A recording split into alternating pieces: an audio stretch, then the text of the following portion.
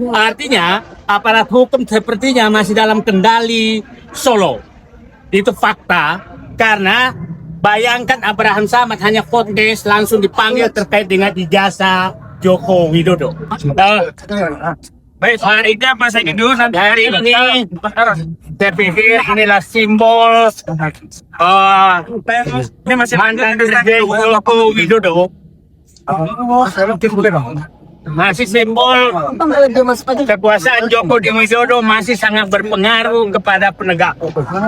Faktanya simbol perjuangan kita, salah satu pejuang kita Abraham Samad dipanggil dalam rangka kasus dengan Joko Widodo.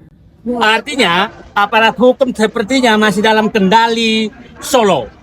Itu fakta, karena bayangkan Abraham Samad hanya podcast langsung dipanggil terkait dengan ijazah Joko Widodo.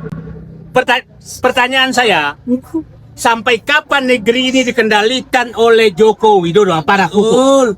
Apakah menunggu Jan Etes cucunya jadi presiden baru aparat hukum berhenti menjadi alat daripada Joko Widodo? Sangat bukan bantahan. Nah, kita sudah 10 tahun lebih betul-betul aparat hukum itu digunakan untuk memenjarakan atau menangkap siapapun yang berbeda dengan Joko Widodo.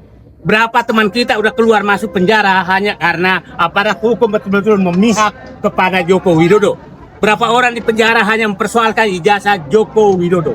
Terus, apakah semua rakyat Indonesia akan dipenjara demi Joko Widodo?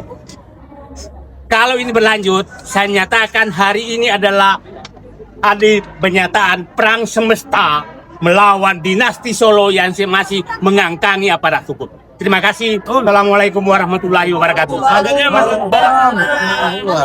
Nah, saya tahu Abraham Samad yang pernah jadi ketua KPK adalah orang yang punya integritas, punya sikap, punya pendirian dalam membangun Indonesia yang lebih bersih dari korupsi, membangun Indonesia yang lebih baik, lebih adil. Dan saya tidak menyangka akibat podcast yang dilakukan oleh saudara Abraham Samad, dia dikriminalisasi.